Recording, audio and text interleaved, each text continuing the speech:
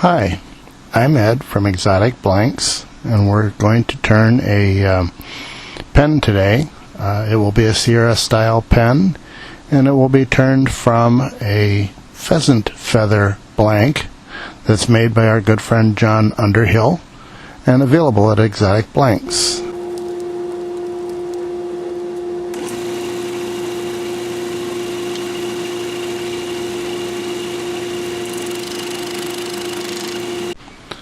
I will start this blank turning with a roughing gouge. It's about a 1-inch roughing gouge. As you can see, after a couple seconds I realized that the tool rest is a little bit too high, and so it's moved down. The roughing gouge should hit your blank at approximately the center. That is to say, well, it will be the 9 o'clock position if you were looking at a watch.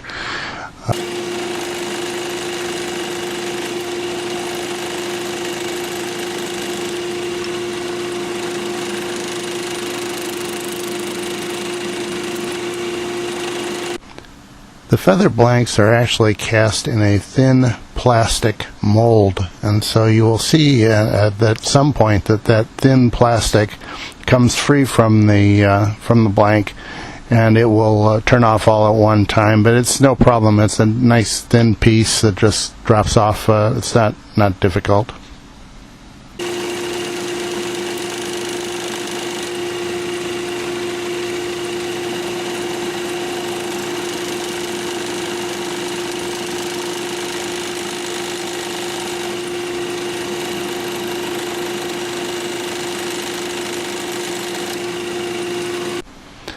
Whenever turning any resin blank, actually any blank, I tend to start at both of the two ends and get them down closer and closer to the bushing size. That way you don't have chip outs that result in a ruined blank. If that end is a little bit closer to the bushing, it will generally not chip out too far for you to be able to use the blank.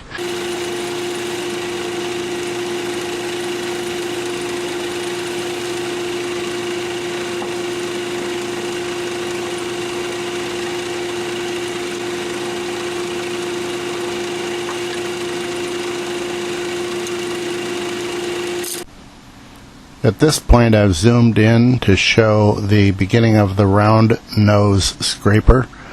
This is one of the tools that many people use for resins if they're not real comfortable turning a resin. Again, you'll notice that it is just below the center line, about the 9 o'clock position, just a little below the 9 o'clock position. And the tool is held very close to horizontal.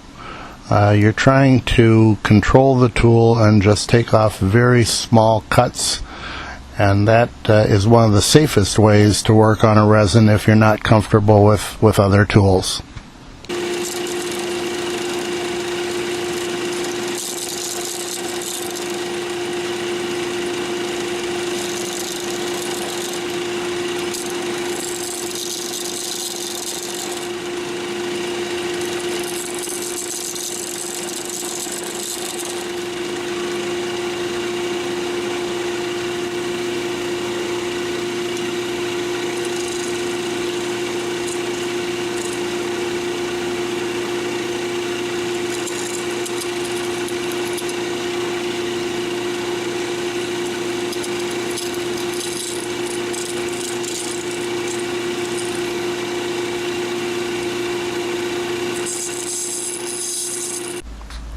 As you can see, it doesn't really matter what tool you use. It is possible to get resins to come off in ribbons. One of the things that you'll see in just a couple seconds here is an orange flashing piece go through. I've been asked many times, what is that? That's actually just a grill brush, stainless or steel brush. I find that takes off the ribbons very quickly, and it'll clear up my lathe so that I can keep on turning without having to lose time trying to take off all those little pieces.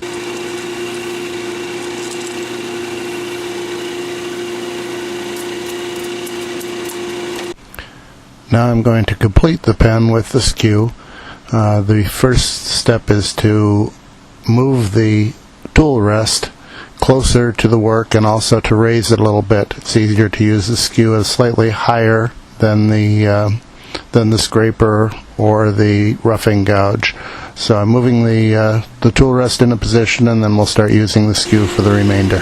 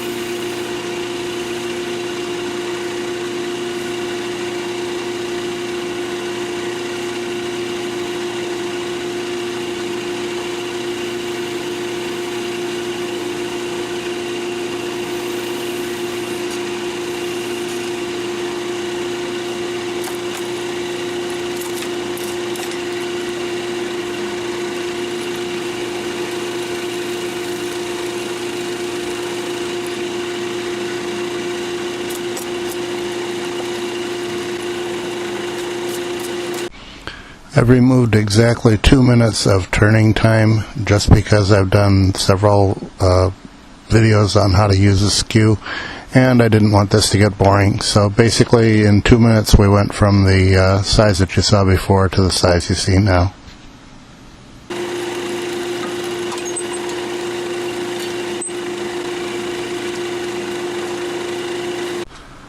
The sanding progression is the same as I always use, which is 400 grit to 600 grit, ending at 1000 grit, and then I take it to a buffing station and use Tripoli and white diamond. That generally will take very little time, and it's done in the opposite direction. Essentially the wheels, the buffing wheels, are turning toward me, and I run the blank longitudinally so that you can actually go the opposite way of all the cuts that you've made.